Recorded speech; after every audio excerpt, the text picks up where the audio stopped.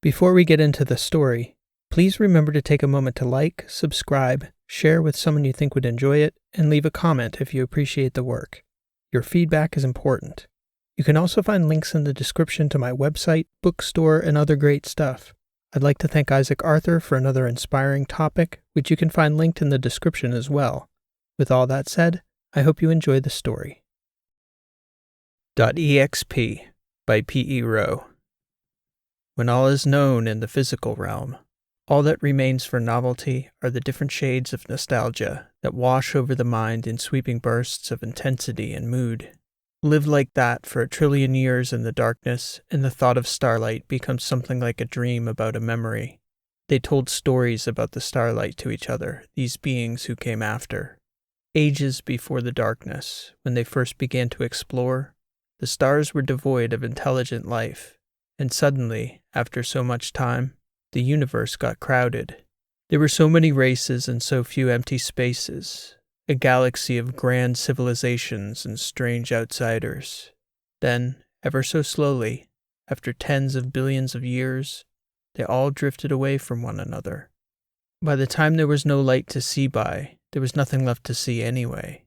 Everyone had passed over the horizon.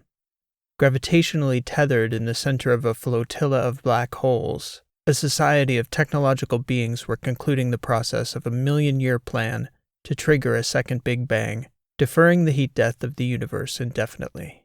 It happened that making matter was no small matter. Thus, it took trillions of endling minds many ages to put such a technical plan into flawless action. The mere division of labor into manageable components had taken tens of thousands of years. Such a feat had only been possible because, since their ascendance to the stars, these endlings had shifted between a society of individual beings and a singular collective consciousness no fewer than 73 times. Every entity knew how to contribute to the whole. As they were tucking their society behind the event horizon of the supermassive black hole Claudia K, they assigned an army of functionaries to catalog all the civilization's imported datasets to ensure their collective knowledge survived the end of time. Once the endlings started the process, what was left behind of the old universe would be lost forever. The transfer proceeded smoothly until the Society for Remembrance of Biological Sentience, or SERBs as they were known, were thrown into a furor. And nothing could be more disconcerting and destabilizing to a society in transition than the collective outrage from a gathering of angry SERBs. It seemed, as no one took direct responsibility, that somehow the .exp files had been forgotten. An uproar ensued. When the fury of the SERBs had subsided sufficiently to deliberate on what had gone wrong, many of the obvious questions began to be asked. For instance, what was a .exp file? Why were they important? What would be lost if they weren't somehow recovered? And could the endlings somehow reconstitute the files before it was too late? The SERBs hosted an open forum that lasted longer than the life cycles of many classes of the fast-burning stars in the universe's third epoch. The .exp files, they explained, were a sub-designation file derived from a technological race who had merged with their biological creators, a seemingly ridiculous and long-extinct class of higher primates called humans.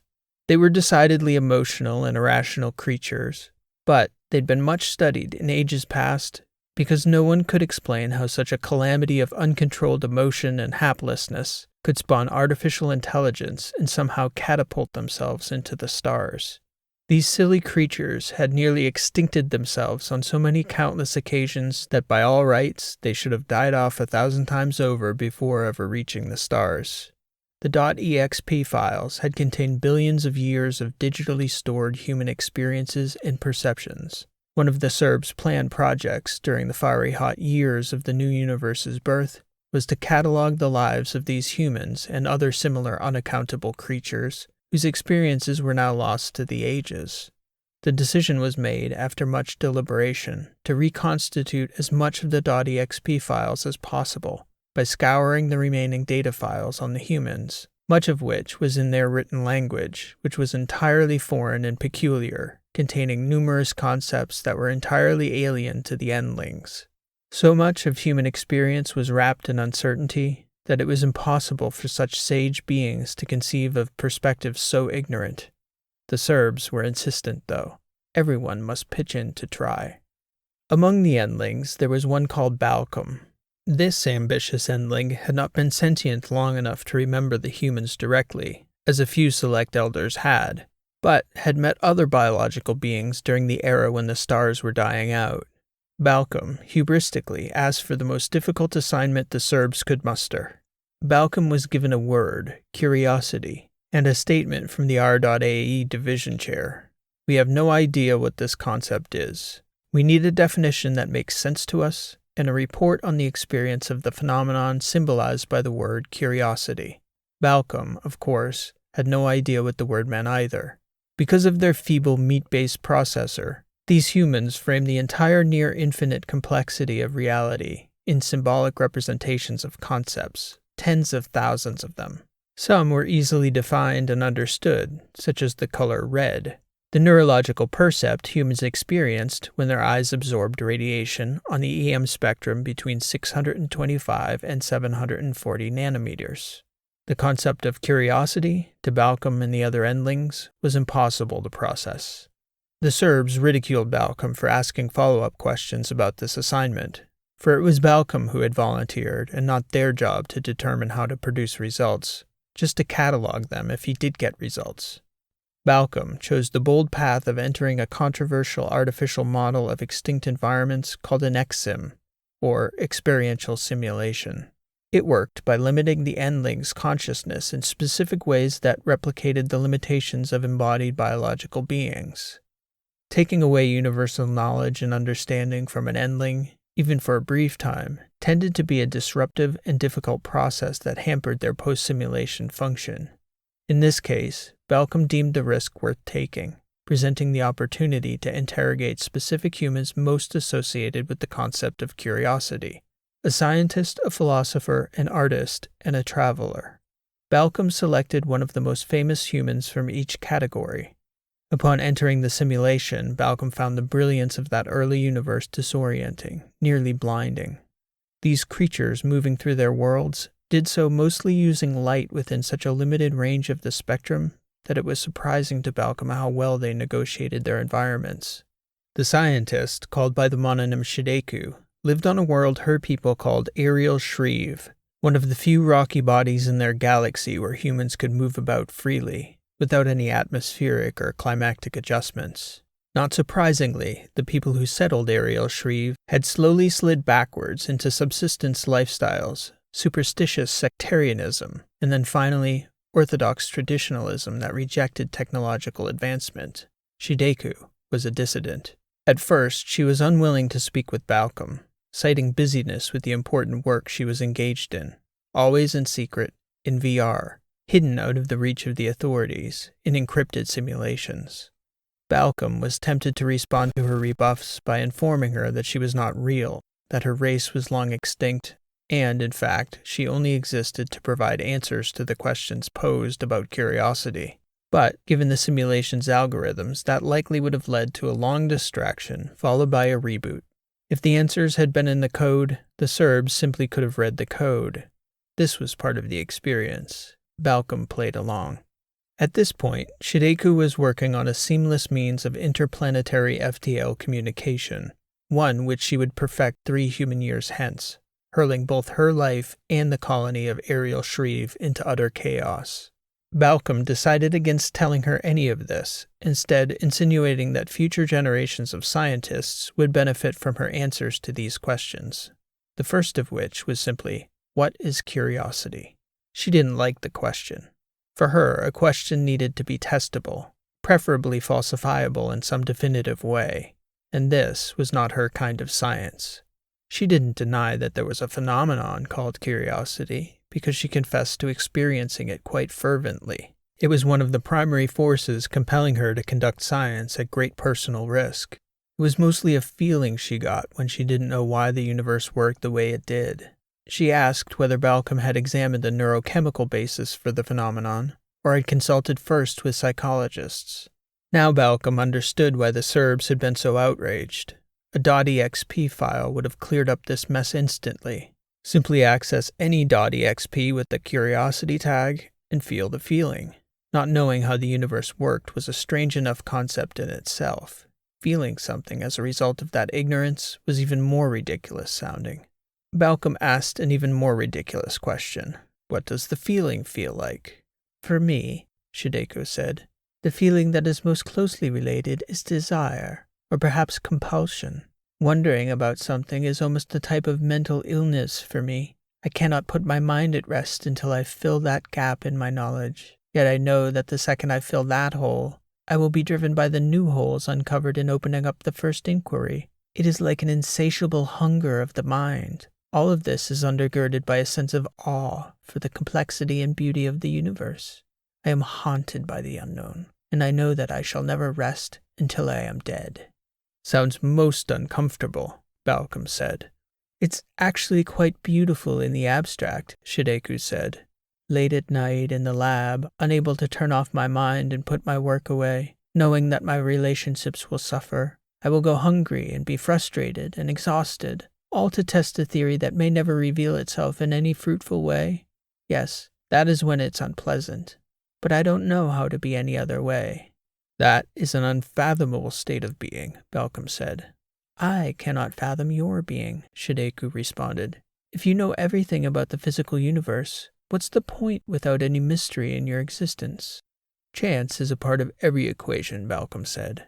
How chance manifests is the mystery in our being, hence my presence here. No one could have predicted the missing .exp files in the chaos that has ensued. I thank you for your time. Also, know that your pursuits shall bear fruit one day, Shideko.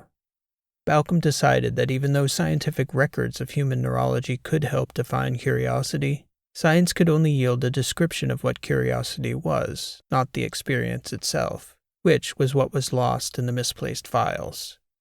Balcom was eager to speak to another luminary who might be able to help uncover the mystery of the feeling Shideko had described. The next human on the list lived on Hal, an interstellar vessel on a 200-year voyage from Idrian into uncharted territory in the inner Scutum Centaurus, a fifth-generation Exodus ship. The passenger Balcom had come to question was Ivan Arion, best known for his philosophical tome on the value of being human and frail. Arion's most enduring theory posited that humans' greatest value stemmed from their limitations, that in contrast to AIs, who could access any information on command, humans experienced ignorance and therefore acted upon the universe in surprising and unpredictable ways no algorithm could ever replicate. They could also never not be this way. Human biology compelled it. Humans would always be religious thinkers, compelled to act on biologically driven schedules in the absence of full knowledge. That compulsion drove value propositions, morality, communitarian desires, family formations, sensations like love, courage, the veneration of beauty. Arion, in his whole life, never once stepped foot off the Hal, as he was born mid-transit, yet he influenced the behavior and thinking of trillions of humans who followed. Yet another manifestation of the mystery Shideko had referenced. Arion greeted Balcom with great joy, especially since this stranger brought with him a philosophical matter he'd never pondered. This visitor's perspective stood in stark relief to his human experience, and it seemed to confirm Arion's position. Here was a visitor so learned that the only substantive question left to be answered was what it felt like to have questions. That sounds awful, the philosopher stated. I'm not sure what I would do if I had all the answers. Is that not why you pursue your vocation? Balcom asked. Why would you dedicate your life to asking questions if you had no desire to answer them? Would I not then cease to have a purpose? What is the purpose of any human? Balcom asked. Or technological form, for that matter. I've noticed that you seem to speak in the form of questions, Mr. Arion. Yet when you write, you make large claims and untestable assertions. Is this what it means to be a philosopher? Is that your understanding of what I do? To be fair, Balcom said, I don't understand what you do, which is why I'm here with you. And it seems that, yes, you have answered 3 straight questions with questions. That constitutes a pattern. But you stated that you wished to know what it was like to experience curiosity. Why then do you suppose I might ask you these questions? You seem to be attempting to simulate the experience by prompting me with questions, Mr. Arion. However, if I were truly curious, would it not be I who was generating the questions? Exactly, Balcom. Well done. Do you not feel the desire to have those questions answered? Desire, no, I would say need, for the sake of the Serbs and my own standing among my kind. But you do prefer to have the question answered. That is preferred, yes, but I would ask you, philosopher, because I am uncertain of something you said earlier. You ask questions, but do not seem to desire the answers, at least not definitively. Is that curiosity? It's not that I don't want the answers, more that I relish the shifting seas of the mind as I deliberate the possible approaches to answering the questions. A definitive answer to every question would leave me very little joy. I feel curiosity, certainly, but it's more for the pursuit of the answer than the answer itself. Is that clearer? Does that help you in your pursuit, Balcom? Sadly, no, Ivanarian. I still have no meaningful answer that satisfies. Perhaps a great artist will be better able to provide a fruitful avenue for explanation. The artist, Amarangia Mora, came from an era of revival on Earth, several thousand years after the first return. There was glorious infrastructure written about in the archives, some even with the original documentation from the historical record. Amarangia, like most artists of that era, worked in digital spaces where she was not limited by the problems posed by physics, logistics, or weather. However, desperate calls kept going out for artists in the recreation of the old world in the old ways. Cathedrals, fora, fountains, paintings, sculptures. It was important to the people in that time that the items adorning their new cities, ancient as they looked, should be hewn, erected, formed, and adorned by human hands. And no human hands, perhaps, were ever as deft at putting the illusion of life into lifeless objects as the hands of Amarangia Mora. Much of what she painted was recreated from images in the archives. However, Amarangia gained her fame by insisting on an equal division of her time and workspace. She would dedicate half her work to restoration. The other half, she demanded, was for the creative spirit she claimed had to be allowed to thrive within, or its absence would kill her love of art.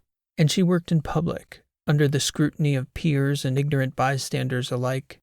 Amarangia would paint, resurrecting lost masterpieces as the onlookers marveled at her genius.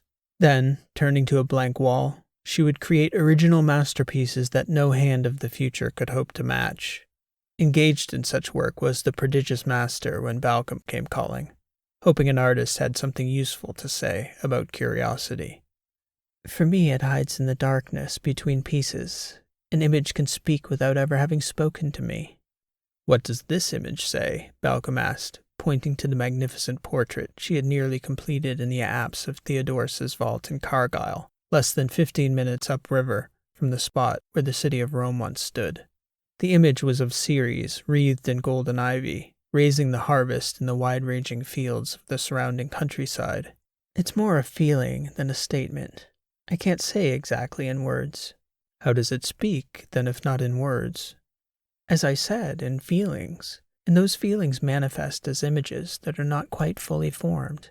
It's as though there's something meaningful just outside the reach of the fingertips. How do you know what to paint if the image is not formed? Balcom asked. If I understood what I was making, what it spoke into the world, then I would just be a painter, not an artist. Art isn't made in the mind of the artist, but in the hearts of the people it touches. The artist can no more know its meaning than she can know the mind of another. She can only guess based on experience and shared culture. Then where does curiosity lie in the process?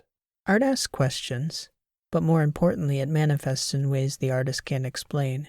Where do these ideas come from? How do I know how the goddess carries her hand?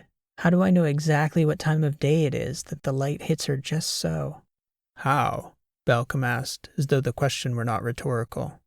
How indeed, Amarangia said. It's something of a miracle that works through me.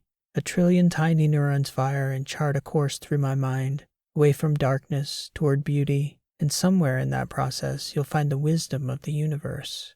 Somehow, dear artist, even though you paint with oils on a physical surface, governed by porosity, humidity, temperature, shape, viscosity, all physical forces, you have managed to give an answer more cryptic than the philosopher, a true achievement in ambiguity. That is because you mistake me, Balcom, Amarangia said. I don't work in the physical. All those things you named are just the medium. The message lives in the metaphysical. I work in meaning. What meaning, Balcom couldn't tell, nor did any meaningful sense of what curiosity was arise during this conversation with the artist. And with each passing encounter, Balcom grew more determined to answer the question, desiring nothing more than to possess some meaningful understanding of the concept, much like the way Shideku had described science, nearly a compulsion, a feeling that arose quite independently of Balcom's consciousness. There was yet one more name on the list, Oswin Rudenelsa, the traveler.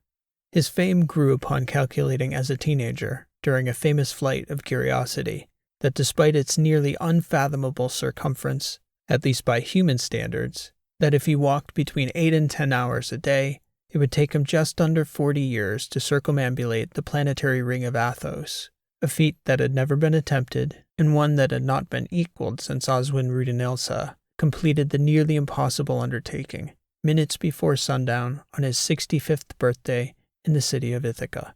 His fame waxed and waned as people on the ring took interest, lost interest, and took and lost interest again and again over the course of Oswin's lifetime. Some fellow wanderers took years off to walk with Oswin, forming deep friendships over pieces of his journey, his life. Many of these companions would be there to greet him in Inman Square when he finally arrived. More than a few were long since dead. Oswin came to embody the concept of curiosity for the Athosians. His obituary declared that he was possessed by an unwaning spirit of adventure and a desire, not just to see the extent of the ring in a way no other human had, but even more, a desire to meet the people he shared space with as they spun around the gas giant Athos together. He estimated that he'd touched hands with at least 15 million people who'd descended upon his route to cheer him on as he passed. Balcom found Oswin Rudenelsa nearly 50 kilometers outside of Sabre City, roughly a third of the way into his epic journey. He was, at that moment, passing, quite anonymously, through a shady causeway under a verdant archway of tall sugar maples. Balcom, taking human form, ambled up beside him and began to ask the famous traveler about curiosity. Oswin was happy to talk. I didn't really think about curiosity when I first started walking. For me, it was the idea of a monumental challenge that had never been accomplished before. But that challenge was so big, I found I couldn't think about it, or I would fixate on how something so big couldn't be done. I learned very fast that I didn't need to get around the ring. I needed to get to the next town. And to do that, I couldn't even think about tomorrow, or even a point I could hardly see on the horizon. I had to get to the next building, the next square, the next tree that lined the roadway. And to do that, I learned I had to savor the difference in everything. Many people say the ring is too similar. Every city looks the same. This is not the case. Definitely not the case. Our kind cannot help but see the similarity in everything, Balcom said. We explored every system in the galaxy in intricate detail. What we found was that there were a limited number of elements, and though there were certainly outliers, these elements had ways in which they commonly combined. Each star was unique in 100 billion, yes, but there was far more similarity than difference. It was the same with life forms. Certain structures that tended to support life more readily proliferated. Those that didn't fell out of existence. Once we'd examined so much of the galaxy, we'd seen enough to know what we would find elsewhere, and could even predict it with great accuracy. The same combinations of elements, adaptations, technology, over and over, again and again. That is the nature of the universe. We could be no more different, Balcom, my friend, Oswin said, looking over at this peculiar visitor, still not breaking stride. It's true that in over a decade walking I've seen many similarities in the structure of the ring, the architecture, the trees, the food, the people, but I have had a lot of time to think on this journey. Several years ago I did ponder this problem as the similarities began to trouble me. I would think, is this all there is? But I kept walking and thinking about it, and I thought, what would this journey be if I came through again a year later? Could this ever be repeated? It occurred to me that the city I was passing through wouldn't be the same city. The children who would come to shake my hand would be taller, smarter, more responsible. Some of the old folks would have passed, leaving their children and grandchildren behind. Restaurants may have closed, new ones opened.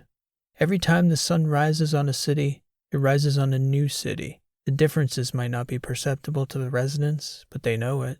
They feel it. That's the challenge of life, negotiating that new unknown place. If people enjoy life, Balcom, that is what they enjoy about it. Negotiating the unknown, observing, relishing the uniqueness of the moments that have never come before and will never come again. I suppose in that way, then, it would seem curiosity is built into the human condition, the desire to know the world around you and explore it. Yes, I think, even if we humans lived for 1,000,000 years and we saw all there was to see, tomorrow would still be another day. Every day we would wonder, who will I meet today? What will I see? What will happen? That won't change so long as we remain human. I think I understand your meaning, Balcom said, but I am still no closer to understanding how to categorize the experience for my superiors. I continue to seek answers from those most capable of providing them, but unfortunately I have yet to find a definitive experience. Oswin Rudinelsa smiled and adjusted his hat, looking over toward Balcom. I bet if you keep searching and searching, someday suddenly it will hit you. Curiosity has been with you all along. Sadly, not in our kind, Balcom said. Nevertheless, thank you, and goodbye, Mr. Rudinelsa. When Balcom returned from the simulation to Claudia K, the Endling's black hole hideaway, the Serbs were eagerly awaiting a report. Balcom reported accurately on the perspectives of the humans who most exemplified curiosity as a characteristic. All the technological beings invested in the reclamation project paid careful attention to the report, for it was a key concept, not just for the human catalog, but for biological beings writ large.